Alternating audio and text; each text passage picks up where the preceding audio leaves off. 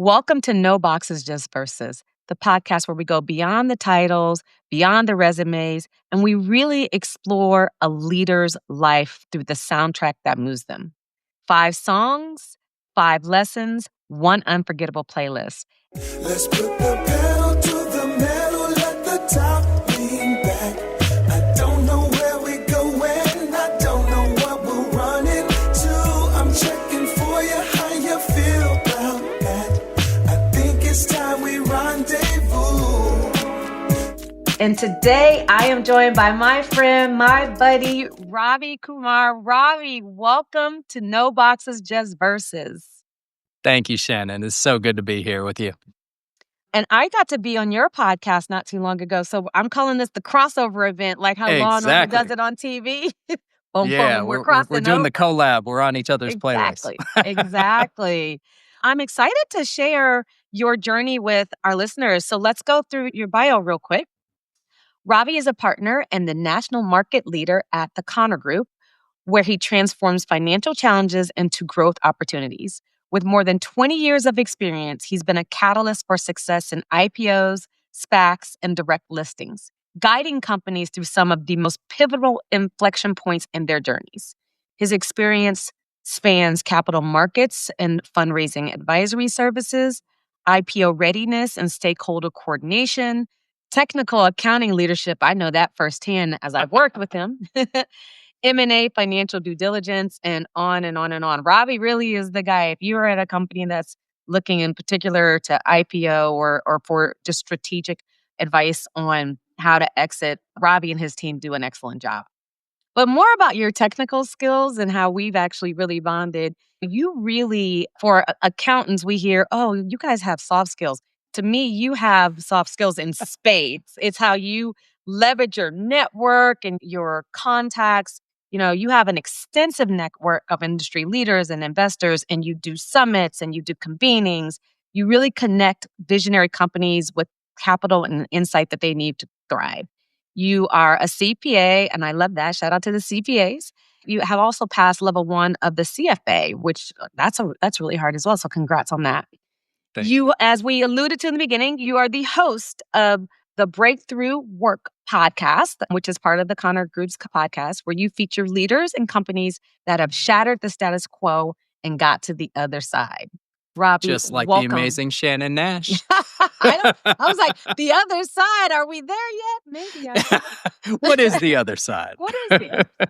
Welcome to the podcast. Let's dive into the playlist of your life. Who is a young Ravi? Where does he grow up? What does he dream of? And the song that you pick is Royals by Lorde. Yeah, so it's wonderful to be here with you, Shannon. I feel like I need to take you everywhere with me because I could never do as good enough of an introduction of myself as you just did. So it was, extremely flattering and humbling. And I don't know if I'm blushing on camera, but my cheeks feel warm. A young me is definitely not the me today. I was born in India, moved to Canada when I was very young while my dad got his PhD, moved to Southern California where I mostly grew up in my formidable years as a son of a hardworking immigrant family. My dad making what would be considered below poverty wages to begin with. But we came in and really embraced the American culture. And we really just wanted to assimilate ourselves with society, whether that was sports or school or culture or community. We really took that to heart. So the Royal song by Lorde really strikes a chord with me for a number of reasons. One, we'll talk about it later, but I spent 3 years living in New Zealand. And I remember when Lorde was blowing up, she's from Auckland and New Zealand in the first place. And so I was just like, okay, this is a catchy tune. And then you start listening to the lyrics, which my wife always points out that I'm very terrible with lyrics. But I'm like listening to it and I'm like, hey, that makes a lot of sense. Don't consider myself a royal because of my humble beginnings. It doesn't run in my blood. And it talks about this kind of life just isn't for us. We crave a different kind of buzz. And that just, I felt like embodied my childhood. I remember a club soccer tournament that we did a yard sale for, and my team was all going to Hawaii, and I sold my bike. And I still, even with selling my bike and the amount of funds my team raised, I couldn't afford to go to Hawaii. So I'm like, okay, so I sold my bike for my team to go to Hawaii and I didn't even get to go. And that sort of grit, that drive, that hunger, that chip on your shoulder has just stayed with me throughout my career and throughout my life. That, like, one, I want a better experience for my kids, but two, I'm going to work hard and create a different life for myself and my family. Well, I know you've been to Hawaii multiple times. What was it like the first time after you were like, "Take that, I sold my bike, but look at me now." I wish I had gone with my soccer team, but it was a great experience. The first time I went to Hawaii was actually with my older brother. His firm sent him, and I was lucky enough that he asked me to accompany him on the trip. And I think they had the Ironman going on, and on the Big Island at the same time, we played golf. It was just beautiful. The weather was perfect. The water was 82 degrees. I'm like, all right, I see why people continue to vacation here over and over again. Yeah. Yeah, a young Robbie would be so proud of this Robbie, I can tell you that. So you were athletic though, right? You were in like 3 sports. What were the sports? Yeah, so I grew up and soccer was my main sport, and then my brother was a Division 1 swimmer, and so he ingrained that in me as well. And so I swam a bit growing up, and then literally right before my freshman year of high school, I thought I was going out for football with all my friends, and then I was going to play soccer in the winter. And then all of a sudden, my brother was just like, "Just come to a water polo practice with me," and I'm like, "All right, fine." And so I showed up literally 2 weeks before school started and played in a summer pickup water polo game. I scored 3 goals. I was just embraced the sport immediately. So in high school, I played water polo in the fall. I played soccer in the spring, and then in the winter, and then I swam in the spring. So I was a 3 sport athlete in high school. And then actually, while thinking I would get recruited for soccer, I actually got recruited for water polo instead. So I ended up playing water polo and I swam in college, which was so much fun. Getting to, even though we went to a Division 3 school, we competed for a national championship. We were number 1 in Division 3. We got as high as 12th in Division 1. So it was no joke. We beat great schools like UC Davis, Santa Clara, the Air Force Academy, Brown, these prominent Division 1 schools. We were scrappy. So that scrappiness in water polo definitely stayed with me throughout my career. You are the first person I've met in our age group that actually played water polo and didn't play it to get like, because there's the kids that I've met now in my kids' classes. They're like, "Oh, we'll do water polo. That'll help us get into college." No, you did. You were good at it. Like you actually embraced and were good at the sport in a time where it wasn't as popular. That's very true. I mean, growing up in Southern California, Southern California is like water polo mecca, right? Especially the beach schools. They've got beautiful weather.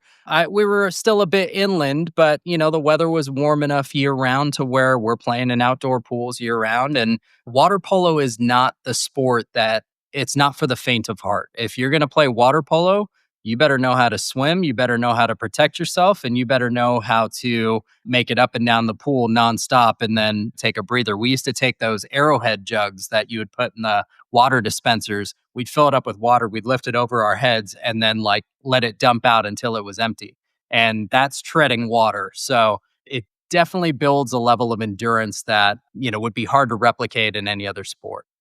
Yeah, because like you get to hit people like too in the water, which Yes, is if as long as the ref doesn't see it, but yeah, there's a like lot of incidental content. like you have to swim and be strong and like yeah, so hats off to you, but what an amazing experience. I know that it helped you in college, but I also just think that what it taught you about teamwork and resilience, we'll get into in your story later. I think a lot of that comes from there. You also are really smart. You wind up being salutatorian of your class, of your high Yeah. school. Yeah. Yeah, so my high school was 3,600 students, a large immigrant population. A large group of those students were very studious, very focused on their academics, their SAT scores, and everything. And I've got morning practice at 6 a.m. I go to school all day. I got practice until 6:30 at night, come home, do my homework, and I'm trying to keep up with all these kids that are trying to get into Ivy League schools and everything else. And I love having that sense of competition and just folks that require me to increase my level of output and performance just to thrive amongst the best. Being a salutatorian in my class of 830, that was an honor. My parents and my kids even laugh at me now that I'm still a little bitter of the 1B I got in high school when I think I earned an A. But I don't believe in slacking off in anything, right? If you're going to do something, don't just mail it in, show up, be prepared, set yourself up for success. And academics is no exception, right? That's setting the tone for the rest of your life, whether it's sports and the work ethic, the leadership skills, as you pointed out, the time management, that builds that energy level, that character, and working in teams that I take with in working in the teams that I work in now in my career. But the academics and that fortitude and pushing yourself and learning and having that thirst for knowledge and just continuously being the sponge, that can't be taught. And I really think that desire to learn new things and constantly be open to new ideas, taking in diverse perspectives is so critical. Yeah, absolutely. And it really winds up carrying you through, but there's an origin story to it. And you wind up going next to the University of the Redlands. How do you Yep. pick that school? And is it more because of the sports? But the song that you picked for this stage of your life is No Easy Way Out. I love that song. Robert Tepper, but No Easy Yep. Way Out. And so I can imagine you are like, at this point, you pass the point of no return, right? Like you are going to Exactly. like succeed. You got to do this. I can't hear that song and not see Sylvester Stallone running through like the snow-capped like forest Yeah. and like carrying logs on his back and like just training like an animal. That was my approach. I showed up on campus and we showed up a month before the rest of the student body showed up because we showed up early for water polo and we were training. Our first practice was at midnight when we arrived on campus and we're swimming one of the most difficult sets that you're going to do in any swim team or water polo team. And there's no easy way out. You're not sitting on the wall. There's no shortcuts. You're in it. And if you're not feeling well, you make sure you take care of that and you get back in the pool and you keep pushing yourself. And so, even on the academic side, when I got to university, I'd done a couple internships at accounting firms. And I've always said that I've never been passionate about accounting. If that shocks anyone that listens to this podcast and goes, but Robbie, you spent 20 years of your career in public accounting. How is that possible? I feel like accounting is my Trojan horse. It's my ability to meet all of the people that I've wanted to meet in my career that have allowed me to focus on true business objectives, commercial outcomes, and really understand how I can influence business transactions versus just, okay, you hire an advisor, they help you do the transaction, you account for the transaction, then the auditors come in on the back end and then make sure that you did your accounting. I'm like, it's so far removed from that initial commercial transaction that I felt like that was not being true to myself. And so that's why I've pushed myself further and further to be on the front end of those transactions and really joining in at the University of Redlands and doing a bachelor's in accounting. And then I was like, I'm good in math. I started in calculus 3 in my freshman year. So I was like, all right, I'll do a math minor. And then I'm like, all right, economics is similar to business and similar to accounting. I could do an economics minor. And then they're like, while you're doing that, why don't you just throw in a business minor? And I'm like, all right, fine. So I did a major and triple minor while playing 2 sports in college. Yeah, because the underachiever part of you is just not a thing. It's just not. But you say a couple of really good things that I wanna, like, double click on. I think that, especially for young people, there's this perception of what accountants do. And I know what you do for a living, and it is absolutely not in line with the perception. I think it starts with they think you either do tax or you are doing some form of audit, and they don't a lot of people don't necessarily even really understand exactly what an audit is. They just know you Oh, yeah. review stuff and you say it's right. That's the Yeah. nicest way I could say it. That's not what you do at all. It's not even close to what you do. Yeah. But I wanna double click on, like, you said you did these internships. How did you, like, get that exposure at such a young age? And how did you know that this was something you'd be interested in, given that's the stereotype, especially at that age, of what you think an accountant or a CPA even is?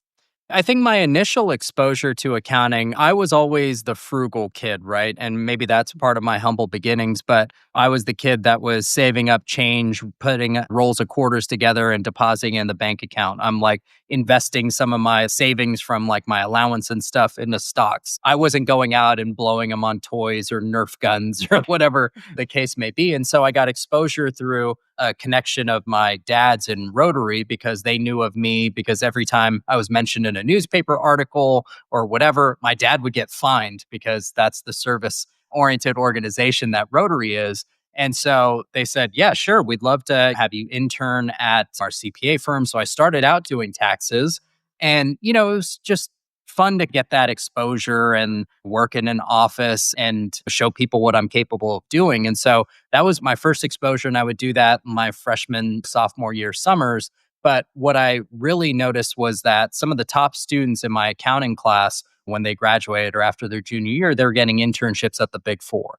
And I know that the University of Redlands is off the beaten path. No one's coming out to Redlands, at least at that time, to figure out, hey, what caliber of accounting students do we have out in the Inland Empire?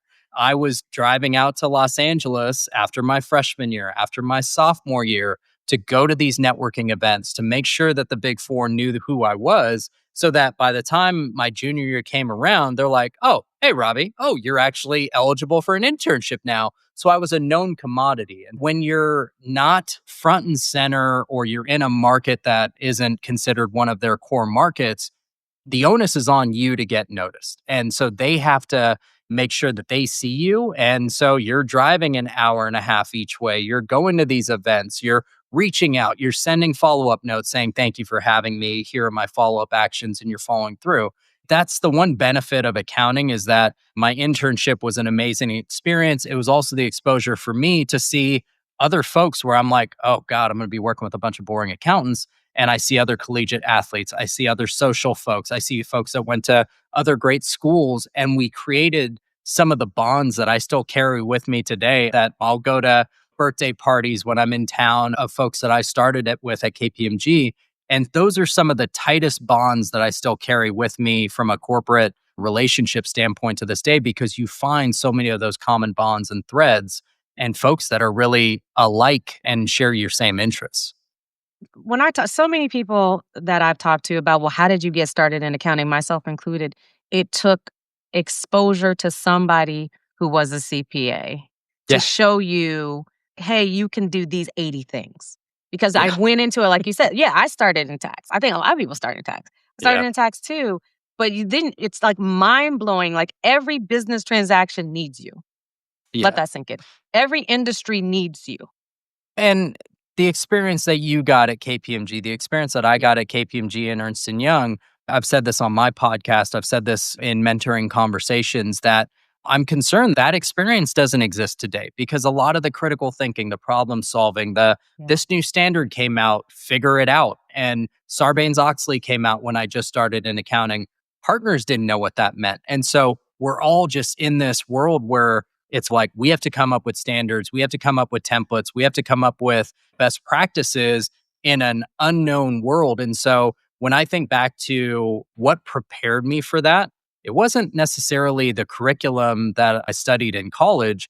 It was going back to this thirst for knowledge, this thirst for critical thinking, problem solving, asking the right questions versus is the answer A, B, C, or D? Because you have to almost focus on the right questions to make sure that you're even hinting at the right answers. That's right. And even to your point, like it's even more important in the world of AI. It is about the right prompts, the right like all of that is super critical. So nowadays, and you talk to young students, so do I. Nowadays, it's like data analytics, critical thinking. Like those are all the skills that you need to be getting at this Oh, yeah. level to even be competitive in this environment. But anyway, okay, we digress. Back to you. So you do what Robbie does. You make yourself known. Everybody's like, oh, I know that guy, Robbie. He's like the kid that's doing 20 things here. All the professors know you. You wind up, as you alluded to before, you wind up going into big public accounting. You go to KPMG, right? This is what winds up happening. But you had to go through like a lot of your story, a lot to even take the CPA exam and just get through all of that. You studied abroad while you were in school. You did a whole bunch of things. You Yeah. get to this next stage of life. It's Don't Stop Believing by Journey. It's just, hey, it's a motivational song. And Yeah. so I'm loving that you picked it, but you actually do wind up leaving the US for a while. Tell us Yeah. about that a bit and just your early beginnings in public accounting. Yeah, what I love about the songs is that there's kind of a tribute to the initial exposure to the song, or the tie-in of not just my mindset, but the places that I've traveled to. And so I think my major exposure to Journey in the first place was in college. And like the fraternity that I was in, the people that I hung out with were diehard Journey fans. And these are college kids in the early 2000s. And Journey was around in the late 70s, early 80s. And so I love that appreciation for, let's call it classic rock music, even though there was plenty of pop and other stuff going on in the early 2000s. And so you and I laugh about our cookie cutter career paths and at least the starts of them, right? And so I, like a good accountant, started at KPMG, immediately had Sarbanes-Oxley, we're figuring that stuff out. I'm working 12, 14-hour days. I'm commuting an hour and a half each way through beautiful Southern California traffic. And I'm coming home at like 10 o'clock at night going, I've got a CPA exam to study for. Like, because if my parents ever saw a C on my report card in high school or frankly any grade, they'd be like, okay, what's going on? Like, we need to stage an intervention, what's going on? And so then I like see the CPA exam and I'm like, really? You need me to get a C on this thing? Come on now. Explain What's that to that? people because with the CPA exam, there's like a passing rate. And my professor who was helping us used to say, you don't get a gold star for getting a 99 versus a 75. You just get called pass. It was counterintuitive to who I am as a person and like my values and the work ethic that I have that I'm like, okay, I really just need to get a C on this exam. And I have so many other things going on that I'm like, all right, like by the time I studied for the exam and I took the exam, this is why I also, on a separate tangent, don't believe in standardized testing, because if you're a good test taker, you can pass any test if you study Yeah. for them. Yep. I studied to pass the CPA exam. I didn't study for the knowledge gleaned from the CPA exam. If I get in trouble with the AI CPA for saying that, change the model because it's multiple choice. Frankly, I don't think I have a photographic memory, but if I'm reading numerous questions, I'm doing numerous practice exams, I can read the first four words of a sentence and know that the answer is C. And so that was the CPA exam for me. And so I just make sure that, all right, I'm taking audit first, I'm taking regulatory after that, I'm taking business law after that. And I just studied surgically for the exam and passed the test. It wasn't difficult. And for those that have, I'm sorry to those that have taken the CPA exam and struggled with it. And I know a close friend of mine who was actually my supervising senior on one of my audit engagements. He had failed audit 3 times, which was a fun joke with our clients. They were like, you're leading the audit for our account and you can't pass the audit portion of the CPA exam. To the point where if he failed one more time, he was going to lose credit for the other 3. And he said he was going to be a park ranger. Thankfully, he passed the exam and, he could keep his job and he was a good accountant and we didn't have anything to laugh about on that one anymore. But it's a very surgical exam. And I did the same thing for the CFA exam when, I'll be honest about this, I studied for the CFA exam because the other folks that I was doing M&A due diligence with also did the CFA exam. And I'm like, oh, that'd be nice to have another 3 letters after my name.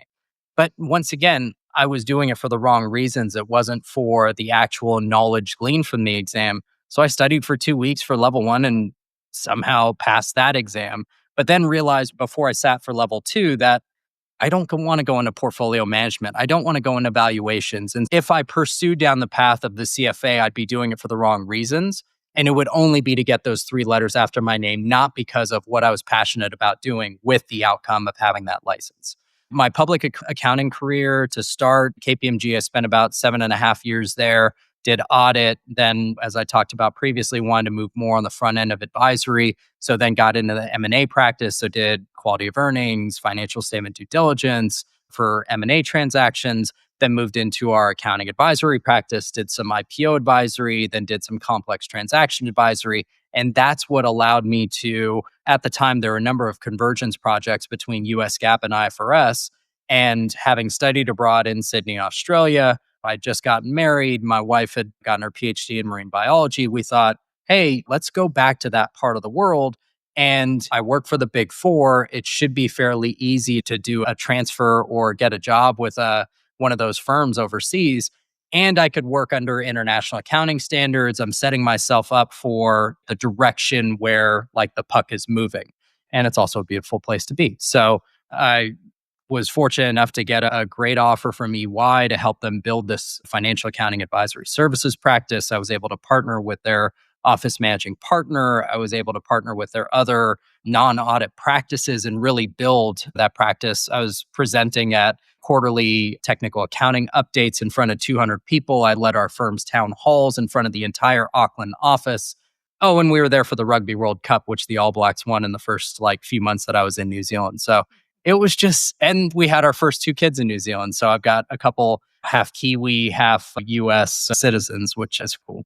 We bonded over this. Being an expat is Yeah. so fun. I had a baby Oh, over yeah. in Switzerland. Like, it's no Yeah. experience like it. But coming back to the United States, your career is soaring, like going up, up, up, up. Great experiences. You actually make partner. You're like in your mid 30s, right? Like you're pretty Early-ish young. 30s. Yeah. You were Yeah. young. Listeners, he was young. I can tell you that for the track of making a partner at a public accounting firm. So you have everything, right? This is all those steps that the boxes say you were supposed to do. You did all the box steps. And then there's a pivotal life moment. This is the start of your show tune, love, apparently, because you pick from now on from the Greatest Showman soundtrack. So, Yes. yeah, I had never knew that about you, listeners. I've known him for a while. I didn't know we like Broadway's standards like that. It's funny, when we were in San Francisco, my wife and I were season ticket holders to the ballet. Our close friend of ours was the general director to the San Francisco Opera. And I am someone who will always appreciate and envy massive talent, whether that's athletic talent, intelligence, theatrical talent. I recognize game when I see it, right? And so, having seen some Broadway shows and obviously Hugh Jackman in the movie, you just see the range that these characters have. And I think before I deleted Instagram from my phone, I saw a video and it was like in rehearsals of The Greatest Showman. And Hugh Jackman is like leading it on. And it's this ensemble that just builds up. And like you see the passion in everyone and how they're singing and the harmonies happening. And then you dive into the lyrics about not being blinded by the lights, not feeling like you don't belong in some of the executive circles that you're in. And it's those moments where like you feel like something emanating from you. That's what that song, when I heard the different ensembles, and of course you've got the folks with the amazing voices that are singing at the top of their lungs and it sounds so beautiful. I was like driving my car and like it came on the radio and like you transcend and you're like just captivated by the sound and the song. And so I felt like that was a great embodiment of this stage in my career where when we moved back from New Zealand, we were living in the Bay Area. It was a new market for me. Some of the folks that I was competing with at the Big Four or at other advisory firms had been in this market for 20 years. And all of a sudden they're reaching out to me going, hey, let's grab coffee, let's catch up. And I'm just like, how do they even know who I am? It's really embracing those moments. And in a lot of ways, Connor Group, the way we embrace challenges with our clients that are going through pivotal transactions and life-changing events and complex projects, I felt like I was thrown into an IPO 2 weeks onto the job. And it was, we want to file confidentially in 6 weeks. And we've got all these issues with the national office of our Big Four auditor. And we're changing our year end and we want to get a stub period audit done. And all of this had to happen in 6 weeks. And I was just like, all right, game on.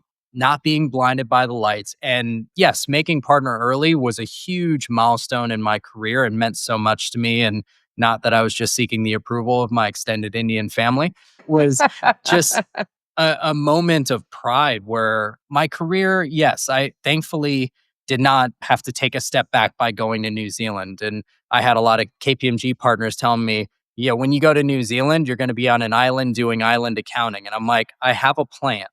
And the plan doesn't always have to be linear, but Right. you need to have a way to understand how that plan and how those steps fit into the story. And just like our clients that are taking a company public, you have to be able to tell the story in a manner that resonates with the audience that you're talking to. And for me, in this case, it was my partner case. Here's how I can build relationships. Here's how my experience at the Big Four internationally has actually enhanced my career. And here's how I bring that experience and how it can benefit Connor Group. Thankfully, they listened. And, it's been a pretty good run. We've talked about this. You did that move before, like a lot of people were doing that move. So you were able to come back and really especially when you are advising global companies, you're able to do it with a different lens than lots of people. And I think that really helped you by not being linear and just really believing in yourself. Don't stop believing, like you said. This is where, like, when we were talking about the kid that I was and the person that I am now, it kind of sneaks up on you when you become kind of like what you dream to be. And I still have a long way to go. But at this point, I feel like I can strike up a conversation with anybody in any field, and I can have at least an hour plus conversation with them about what's important to them, what they're seeing in their business, and I have relevant stuff to talk about with them. Right. I really take pride in that. And I know that's in like the Dale Carnegie book about delighting in the people that you're speaking to, making them feel like they're the most important person in the room at that given moment. And I am truly authentic in feeling that way of really having those conversations with folks and allowing them to tell their story and engaging with them on it. For me, it's an honor. And I just love hearing from people when they're passionate about what they do and telling their life story. Yeah, and like I said, it shows. I've actually been a client of yours too, so it really shows in how you interact with your clients. No, again, stereotypical accountant, that is not a title for you at all. Yes. So let's go into where you are today. You pick another show tune. You pick He Lives in You by The Lion King. At this point in your life, now you got booming family. You've got 4 kids. 4. 1, 2, Yes. 3, 4 kids, Yes. Robbie. Yes. Your wife is also equally impressive and smart and brilliant and doing her She's own the brains of thing. the operation for sure. That's what she say. But, it's kind of come full circle for you. I feel like you're actually living your best life, really. I feel like I am exactly where I want to be at this stage in my career, at this stage in my life. I'd be the first person to say that out of everything that I've done, sports at the collegiate level, working for the largest accounting firms in the world, working on some of the most notable clients and transactions that our economy sees, parenting is the hardest thing that I've ever done. And so this song is kind of a tribute to my father who raised me really from the age of 13, who I owe so much of what I do for my kids, like is kind of a tribute to what my dad did for me, coaching my soccer game or coaching my soccer teams, coming to my water polo matches in high school, traveling to Northern California with like the other parents to cheer us on when we have tournaments. And so, those lyrics in that song, and it's kind of like when Simba goes into hiding after, Mufasa is killed and he comes back to kind of regain his rightful place on the throne. And he sees the chaos, he sees the wrong people in power overseeing his kingdom. And so, he sees his father, and just that song of He lives in you, he watches over everything we see is kind of like that tribute to my dad and really just making sure that I'm doing everything in my career, in my life that he would be proud of and that he has done for me. Yeah, that part, it hits very close to home when you talk about those tributes to those people that make you who you are today and the people that you strive to be. And so I know he always still champions everything that I do. And he's a very sweet father. And I know he's going to listen to this podcast and probably choke up a bit listening to this, but he's earned it and he deserves it. And this is my platform to express my gratitude. Do it. I love that you did that. And the fact that his legacy and all of his lessons are now being poured into your kids. Yeah. In fact, now living on this side of the country and living close to him and having my kids get to see him on a regular basis, multiple times a week, having that connection of I didn't grow up near my grandparents and I didn't have much extended family growing up after we moved to the States. And so being able to be close to my family, having my kids close to my parents and my brother and my nieces and their family just means the world to me. And all we do is strive to give our kids that better experience than we had, right? That's right. Well, we miss you in the Bay Area, but I totally I'm back a lot. understand. I know you are. I do know that part too. It's like he's gone. I thought he didn't live here anymore. I know. No, but I see him more now. I know. Actually, that might be true. But at this point in your career, to your point, just really focusing on your family is, I know, Yeah. a big part of this season for you. It's a big part of the season, finding now that my kids are 7, 9, 11, and 13, finding that bond and taking that time with my wife as well. We get away and have overnights, and we have family close by that can watch the kids, and rekindling those bonds and finding our relationship at the same time. At this stage in my career, when you've been doing this for 20 plus years and you've worked on these transactions, even though now I'm in a market leadership role and doing mostly business development, that same obsession that I had when I was playing collegiate sports, when I was starting out at KPMG, when I was getting good grades in high school, I apply to building the most vast and prominent network.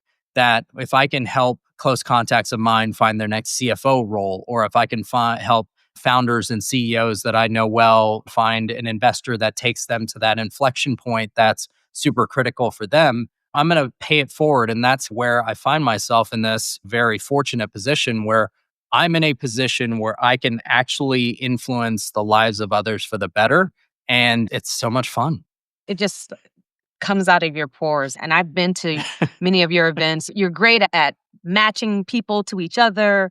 You just spend a lot of time pouring into other people. And I appreciate you. And so we want to give you your flowers as well. What's next up? Tell us about your podcast and what's next on the horizon. Yeah, it's fun. And when I'm talking to some of our younger professionals at Connor Group, I tell them before you know it, you're going to blink and your peers at your clients, your peers at the Big Four, your peers at law firms are all moving up at the same level that you are. And you're going to turn around and look and say, oh, my senior associate friend that was at KPMG is now a partner. Oh, my senior accountant friend at this client is now a corporate controller. And so a big part of that is connecting with your network and keeping tabs on them. And so in a way, it's taking the gift that I've seen over the course of my career and the position I find myself in now and trying to pass that on to the next generation. What I found in the podcast is a lot of my peers and close contacts that I've assisted throughout the years and that I've had the pleasure of working with and their companies, and they have gone on to do amazing things such as yourself, and just giving them an opportunity to tell their story and allowing others to benefit from our experiences and building some of those same qualities and the resiliency and understanding that it's okay to fail and just dusting yourself off and getting back on the right track. It's okay to have a non-linear path. I talk about my brother's path, which was definitely non-linear. And in traditional cultures, Indian culture, it's not always seen as like, oh my gosh, you didn't go from high school to college and then go back and get your MBA. And then now you're senior partner at insert prominent firm name here. Everybody has their own story. Everybody has their own path, and it's okay. For me, I will just continue to add value to my network. I will continue to add value to Connor Group and my firm. And, storytelling is an underappreciated gift, and work doesn't have to be boring. Even being an accountant doesn't have to be boring. To your point of like, hey, let's bring some of that fun into it. Do improv classes. It's okay being uncomfortable. And so I've kind of lived a life of being uncomfortable and, doing different things and pushing my comfort zone. And I think that's a big reason for why I'm where I am today. No, I completely agree. So tell our listeners how they can follow you, how they can follow the podcast, and then share one song that just brings a smile to your face. You can find me on LinkedIn, Ravi Kumar, partner, national market leader at Connor Group. There will be several other Ravi Kumars, but I'm the one that looks like me. And the Breakthrough Work podcast, you can feel free to follow it on Spotify or Apple. Just search Breakthrough Work if you feel so inclined. We also have it on YouTube, so then you can see beautiful faces like Shannon and myself as well talking through the podcast. What makes me smile? I've always been drawn to the beach and going like kind of coming back full circle. Our family trip until we moved to the East Coast was always going to Maui every year in February. You have the humpback whales that are migrating, the moms are coming and having their babies, and going underwater, whether you're scuba diving or body surfing or just being in the water, you can hear the whales singing. There's such a sense of peace and harmony that I feel when I'm in the ocean when I'm in tropical places like Maui. I don't know if you're asking for a song that takes me to that place, but I would have to say it's probably Sound of the Sea by Stick Figure. The lyrics are very much just beachy vibes and having a good time and being one with the ocean and being present, where you are. And it's okay to take a break. You don't have to always be plugged in. Thankfully, we can't get Wi-Fi underwater. Maybe you can, but I'm not trying to. For a minute, when you were doing that story, instead of Sound of the Sea by Stick Figure, I thought you were going to be like Under the Sea. What are those? I have watched all of the Little Mermaid, the movies, and Right. all the songs, but I think I'm good on the show tunes as my story of my career.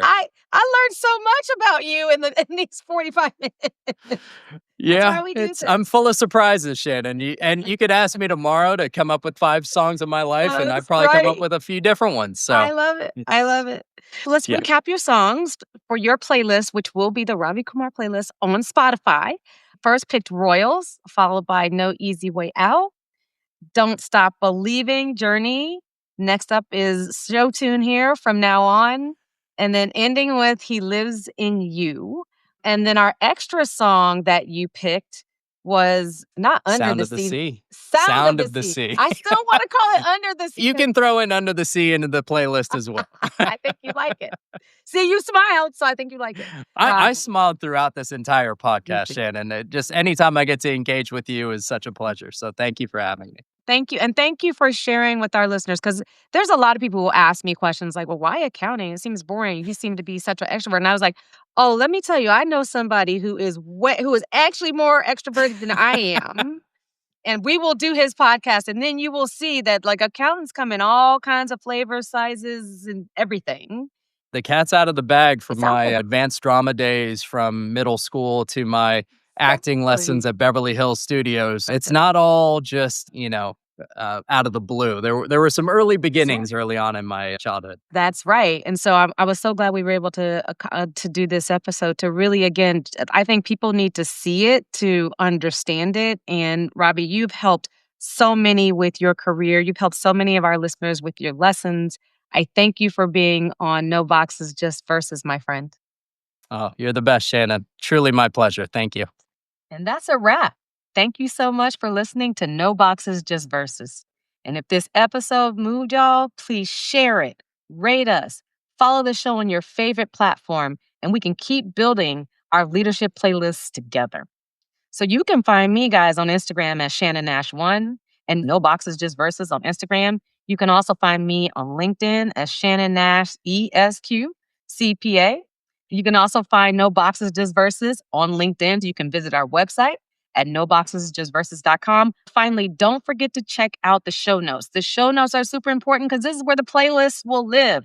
You will be able to get these playlists on Apple and Spotify. You'll also be able to follow up and see how to reach out to the guests, follow them, and support them. Until next time, I need you to stay unboxed. You come for the stories, but you stay for the playlists. I'm Shannon Nash, and I'm out.